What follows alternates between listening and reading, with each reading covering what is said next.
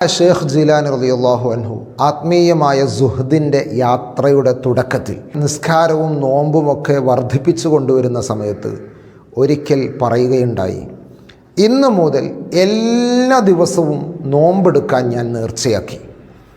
അല്ലാഹു സുബ്ഹാനഹു വ തആല നേരിട്ട് സ്വർഗത്തിൽ നിന്ന് എനിക്ക് പഴങ്ങൾ, ഭക്ഷണങ്ങൾ ഇറക്കിത്തരുന്നത് വരെ സുന്നത്ത് നോമ്പ് ഒരിക്കൽ പോലും ഞാൻ ഒഴിവാക്കുകയില്ല. അങ്ങനെ 29 ദിവസം തുടർച്ചയായി നോമ്പെടുത്തു. 30ാമത്തെ ദിവസം നോമ്പ് തുറക്കേണ്ട സമയം മഗ്രിബിനോട് അടുത്തിട്ടുണ്ട്. ആകാശത്ത് നിന്ന് സ്വർണത്തിൻ്റെ തളികയിൽ ഒരു സാധനം ഷേഖ് ജീലാനി റളിയല്ലാഹു അൻഹുവിൻ്റെ മുമ്പിൽ ഇറങ്ങി.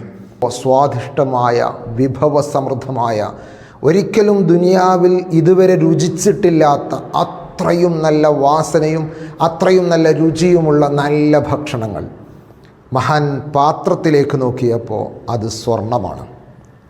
മഹാനവറുകൾ തൻ്റെ ഇൽമുമായി ഈ സംഭവത്തെ കോർത്തിണക്കി ഒന്ന് ചിന്തിച്ചു.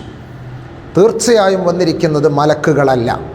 കാരണം മലക്കുകൾ യഫ്അലൂന മാ യുഅ്മറൂൻ, അള്ളാഹു കൽപ്പിച്ചത് മാത്രം പ്രവർത്തിക്കുന്നവരാണ്. പുരുഷനെ സംബന്ധിച്ചിടത്തോളം സ്വർണ്ണപാത്രത്തിൽ ഭക്ഷണം കഴിക്കൽ ഹറാമാണ്. ഇങ്ങനെ ഒരു ഹറാം ഒരിക്കലും മലക്ക് ചെയ്യില്ല.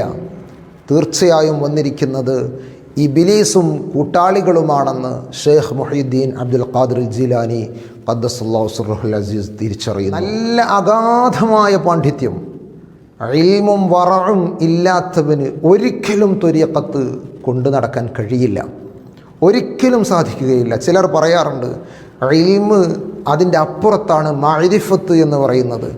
അത് അള്ളാഹുവിനെ കുറിച്ച് ജീവിച്ച് മനസ്സിലാക്കലാണ്. ശരിയാണ്, ജീവിച്ച് മനസ്സിലാക്കലാണ്. പക്ഷെ മഅരിഫത്തിന് മുമ്പ് ഉസ്താദുമാരുടെ മുഖത്ത് നിന്ന്, ഗുരുമുഖത്ത് നിന്ന് നേടിയെടുക്കേണ്ട ചില അറിവുകളുണ്ട്.